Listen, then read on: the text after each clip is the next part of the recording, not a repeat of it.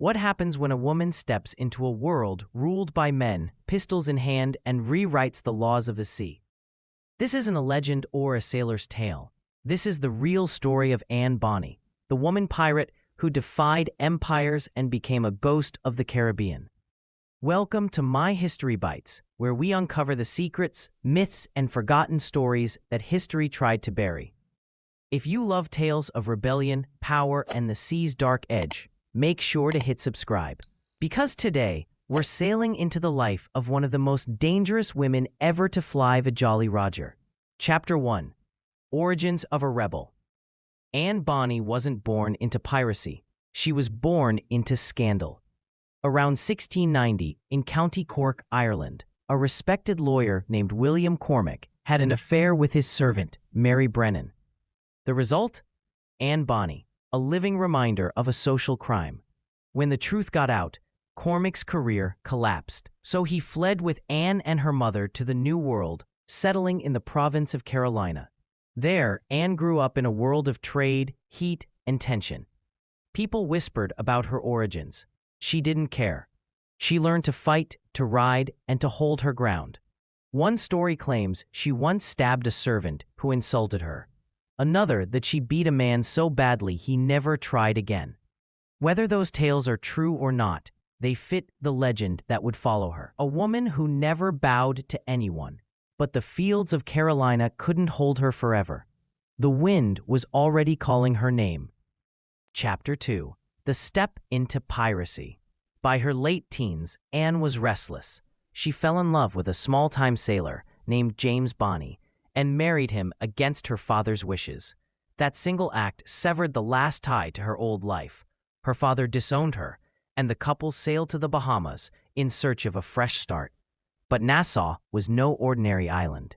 It was the capital of the Republic of Pirates, a place where fugitives, smugglers, and dreamers shared rum, gold, and gunpowder.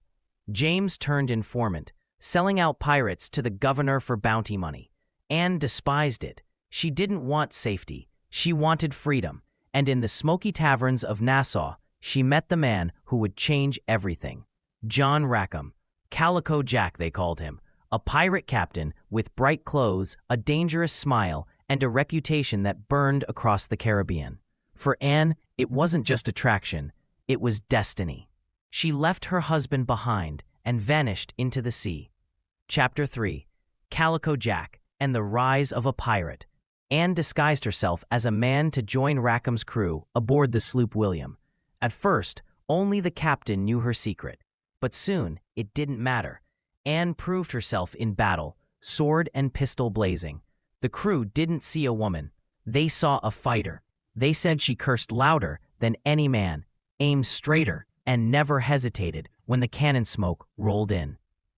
Her partnership with Rackham wasn't just romantic. It was tactical. Together, they plundered merchant ships along Jamaica's coast, striking fear into traders and soldiers alike. And then came someone unexpected. Another woman on board, Mary Reed. Like Anne, Mary was disguised as a man. When the two discovered each other's secret, they became inseparable allies, sisters in defiance, twin storms on the sea. Imagine it. Two women pirates in an age when women weren't even allowed to vote, commanding fear on the open water. They became living legends, whispered about in ports from Havana to Port Royal. But legends draw attention, and attention brings enemies. Their freedom wouldn't last forever. Chapter 4. Capture and Trial. In 1720, the law finally caught up. The governor of Jamaica sent a pirate hunter named Jonathan Barnett after Rackham's ship. One moonlit night, Barnett's sloop cornered the William off the coast. What happened next is the stuff of legend. Most of the male pirates, drunk and terrified, fled below deck. Anne Bonny and Mary Reed stayed on deck, muskets in hand, screaming for the men to come up and fight. When they didn't, the women fought alone. They fired, slashed, and cursed until they were overwhelmed. When Barnett's men finally seized them, the women were still standing. At trial in Spanish Town, all were sentenced to hang. Calico Jack was executed first. Anne was granted one last visit with him in prison. The only words history records from that meeting are chilling. If you'd fought like a man, you wouldn't be hanging like a dog. Anne and Mary's executions were delayed. Both claimed to be pregnant, a plea known as pleading the belly. Mary Read would die in prison months later, but Anne Bonny simply disappeared from the records. And that's where the mystery begins. Chapter 5. The Vanishing of Anne Bonny. No one knows for certain what happened next. Some say Anne's father, still wealthy in Carolina, pulled strings to have her released. Others claim she escaped and fled under a false name. But Jamaican burial register lists Anne Bonny in 1733, but that could have been anyone.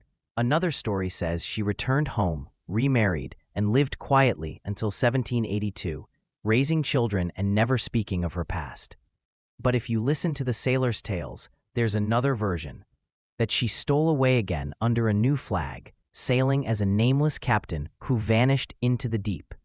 The truth is lost somewhere between ink and salt water.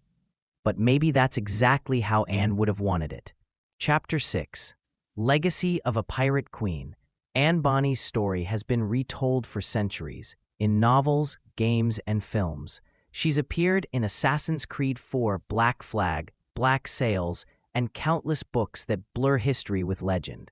Historians debate how much of her story is real, but her impact is undeniable. She broke every rule of her time about gender, obedience, and power. She wasn't just fighting the British Navy. She was fighting the very idea that women couldn't. Even her silence, the missing pages of her life, became part of her power, a mystery no one could solve, a rebellion that never truly ended. And that's why Anne Bonny endures, because she wasn't just a pirate, she was a storm that refused to die. Anne Bonny's tale reminds us that history isn't always written by the victors. Sometimes, it's whispered by those the world tried to erase. Do you think she escaped justice, or do you believe she found peace after the chaos? Tell us what you think in the comments. Your theories might end up in our next episode. If you enjoyed this deep dive into pirate history, hoist the like button, subscribe to My History Bites, and ring the bell so you never miss the next voyage. Until next time, keep your compass true and your curiosity sharper than a cutlass.